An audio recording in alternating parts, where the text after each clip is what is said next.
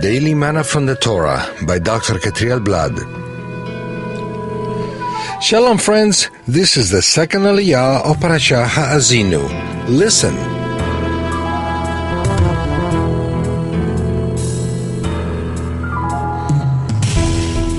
This aliyah can be found in the book of Deuteronomy chapter 32 verses 7 through 12. Today's study will be found in verses 7 and 8.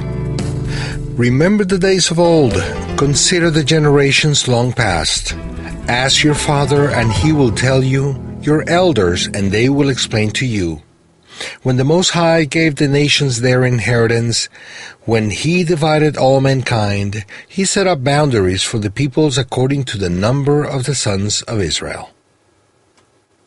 What are the similarities between the creation of the world and the creation of the peoples?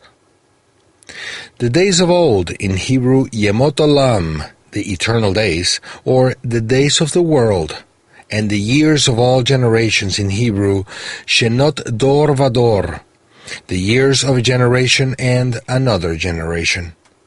These are not the same thing. On the one hand, it speaks about days, and on the other hand about years. The days of old may refer to the 6 days of creation of the world, and the years of the generations refer to the history of mankind. The Torah says that one has to remember the 6 days of creation and also to understand the years of generations. One's father and the elderly are those who keep the memories of creation, but also the history of humankind. Even though these things are written in the Torah, this text says that it's not enough to know what's written, as the ancestors' oral tradition must be studied as well. Moshe Rabbeinu urged us to remember and understand these 2 periods in relation to the formation of the people of Israel. Then, what is the relationship between the days of the world's creation and the formation of the people of Israel?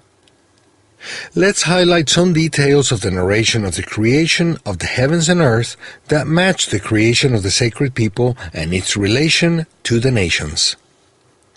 On the first day the world was in chaos until the Almighty made light come forth. That light is the light of the Messiah that was then hidden for a time until being revealed later on.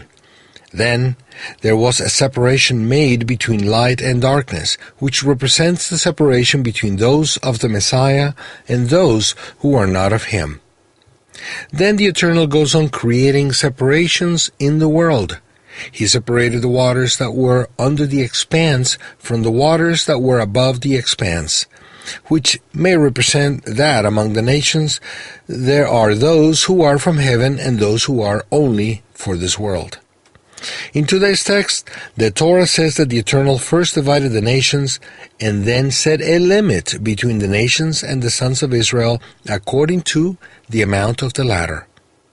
This matches what the Eternal did in the creation when he set a limit between the oceans and the dry land. The seas represent the nations and the dry land, Israel. The limit between the nations and Israel is the limit that the Torah establishes between the chosen people and the rest of the world's nations. The Almighty saw that this was good. Today's text also teaches us that the nations depend on the sons of Israel.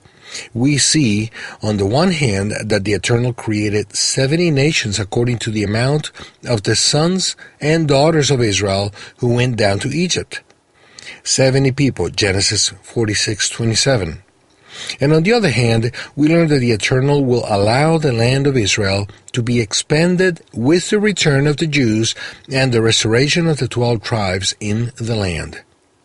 In that way, the borders between Israel and the nations will depend on the amount of the sons of Israel who will come back to the land in the last times. The prophets say that not one of them will remain among the nations. Ezekiel 39 verse 28. Everything that happens with Israel and the Jewish people has a great influence in the world. The scriptures show that this influence determines the destiny of every nation. Not only history shows that what happens with the sons and daughters of Israel affects the nations directly, both positively and negatively, but you can also see that the spiritual life of the world depends on the priestly nation. Salvation is from the Jews. John 4:22. I will bless those who bless you, and whoever curses you I will curse, and all peoples on earth will be blessed through you. My nations serve you, and peoples bow down to you. Be Lord over your brothers, and may the sons of your mother bow down to you. May those who curse you be cursed, and those who bless you be blessed. Genesis 12, verse 3, chapter 27, verse 29. He crouched, he lay down like a lion and like a lioness. Who will rouse him up? Blessed are those who bless you, and cursed are those who curse you. Numbers 24, verse 9. The worst thing that nations can do is to make war against Israel and the Jewish people. The best thing they can do, though, is to cooperate with the Eternal in the reestablishment of the sacred people so that it can be the priestly nation that it is intended to be and from which everyone will benefit. Blessings and shalom.